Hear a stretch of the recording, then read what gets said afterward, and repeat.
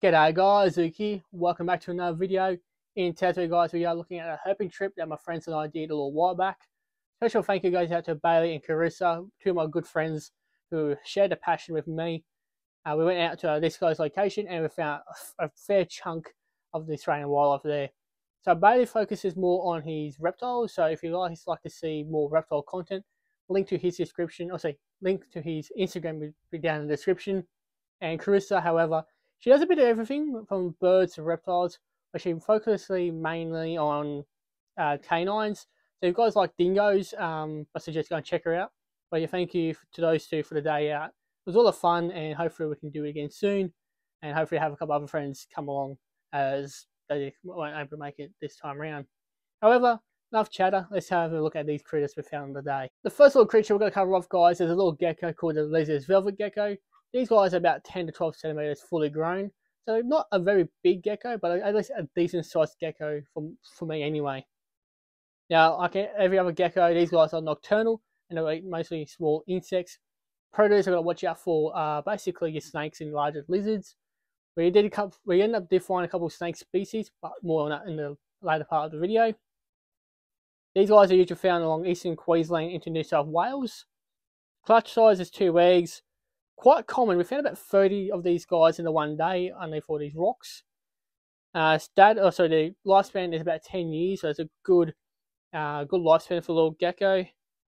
But yeah, these guys have little pads on their feet that enable to climb up pretty much any surface. There's a video I was shown a couple of days ago, so if I can find that video, I'll link it down in the description. It actually covers the science behind how they're able to climb up glass, any other surface really. Like it's quite interesting to watch and listen and learn about this technique these geckos have. Next little species we found was also another little gecko called the fig-tailed gecko. These guys are quite common in Sydney. However, we only found one of these little guys on the day.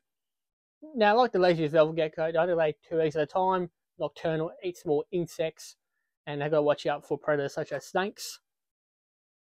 They've got a good sized gecko, about 12 to 14 centimeters in length, so a bit bigger than your Leslie's velvet gecko. Now, these guys are located throughout eastern parts of Queensland, into New South Wales, into South Australia, and also into WA. So quite a wide range for these guys. So quite common, like I mentioned. But yeah, so cool little species of gecko. Didn't mind finding him. Since I haven't found one in quite some time. So the little fig-tailed gecko. Next critter, guys, we found were the white skinks. For me, anyway, these are one of my favourite little skinks to find out in the bush. Such a different, I guess, unique character of them is being dark with a nice freckling on them. They're actually quite a cool little species of skink. Now, these guys are usually found through eastern Queensland, coastal New South Wales into Victoria. Also found in southern South Australia and northern Tasmania. Their size, guys, is about 20 centimeters in length. So very similar to a water skink. Now, these guys will feed on any basically small insects, vegetation around the area. Now, the predators as well, it's got to watch out for larger lizards and snakes especially. Now, these guys will have about 1 to 4 babies at a time. So they are a live birth species. Quite common. I think we found a couple of these guys throughout the day. Not many on this ridge we were scoping out. They actually live about 8 years, and being a skink, they are a diurnal species. Along the way as well, guys, we also found a couple other species of skinks. One called the red throat skink and then the snake-eyed skink.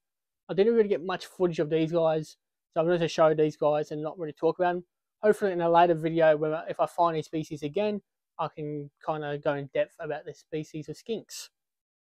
Now into the favourite part of the day for me especially was finding this beautiful green tree snake. These guys do range from dark greens to lighter greens to blues, even to yellows or gold as well.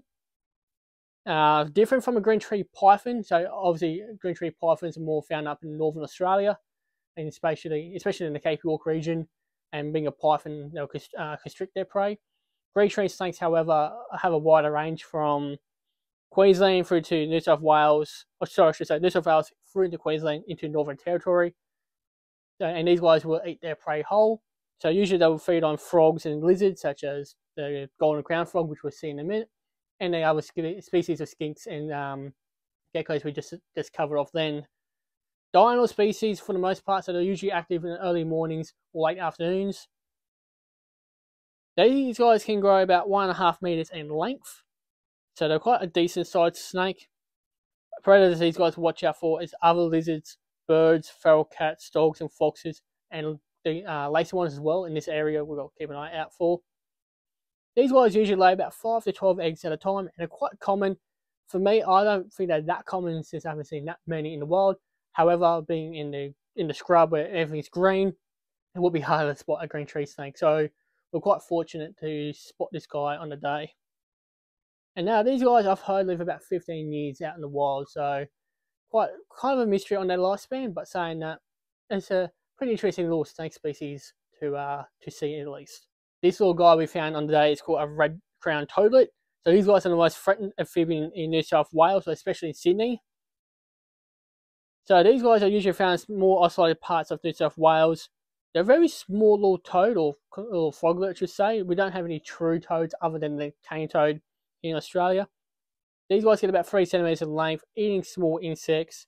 Predators, like I said, would be snakes. And funny enough, bandicoots will eat on these guys as well. Clutch size is about 20 eggs, and status is very, at the most, vulnerable at the moment, so they're still kind of on that threshold of being endangered. Now, apparently these guys are poisonous, so hey ho, you never know with these guys. So these guys do live for about 10 years, and obviously being an amphibian, they're more nocturnal than anything else. The last little critter, guys, we are going to cover off today is the yellow-faced whipsnake. Unfortunately, these guys do get mistaken a lot by being a brown snake. Now, especially in Sydney, baby brown snakes are more banded, and as they get older, they'll lose those bands. So you have the yellow-faced whipsnake and the brown snake. The one way to distinguish the two is the yellow-faced whipsnake will have this yellow around the eye and this black teardrop underneath, while the brown snakes don't tend to have that. And as well, brown snakes often would stand up and kind of be more threatening, while these little guys tend to bolt. So they're very shy species. However, marked with, they will lash out. So these guys are mildly venomous, unless like the brown snake, where they're highly venomous and can kill people. Yellow-faced whipsnake are mildly venomous, and most often times the venom doesn't do anything to anyone. However, there has been a recorded death from a yellow-faced whipsnake here in Australia, so it can prove lethal to someone who may be allergic to the venom. Interesting fact as well, guys, there has been another whipsnake discovered here in Australia. I think it's called the desert whipsnake. I think it used to be commonly mistaken for the other yellow-face because of how similar it was, but it turns out to be a different species of snake altogether. I haven't read much of the article, but I suggest you guys go and look it up and have a bit of a read yourself if you're interested. Now, these guys often get about 80 centimeters to 1 meter in length. However, the largest recorded yellow-faced whipsnake here in Australia is 1.2 meters, which is about 4 feet, which is quite large for this species. The diet, guys, is frogs and small lizards. So the little guys we covered earlier in the video have to watch out for this guy. Predators, however, other snakes, goannas, birds, feral cats, dogs, foxes, you name it, anything will feed on a smaller snake. Clutch size is about 5 to 20 eggs. Very common species, I should say as well, the yellow-faced whipsnake. I see easily 20 of these guys a year when I go out, just by chance. Diurnal, so they're more active during the day, and they do live about 15 years, so another species where the lifespan is not too sure, but yeah, we believe they'll live about 15 years. So that'll be it for today's video, guys. I hope you enjoyed it. I do apologise, guys, about the voiceover. Hopefully next time on Hoping Adventure, I can do it on shoot, and as well include more of the scenery that we're in. I kind of forgot to do the scenery. I did originally do an outtake with Bailey and Chris being the cameraman, but I wasn't really happy with it. But yeah, anyway, thank you, Bailey, for all the bush bashing. That was a nightmare to deal with. Most of the time, I was just kind of shoving him through the bush. I was like, make a path, get out of here. But it was a lot of fun to spend time with Bailey. So hopefully we can do it again soon. But like I said, guys, I'll wrap it up here. Thank you all for watching, and I'll see you all in another video.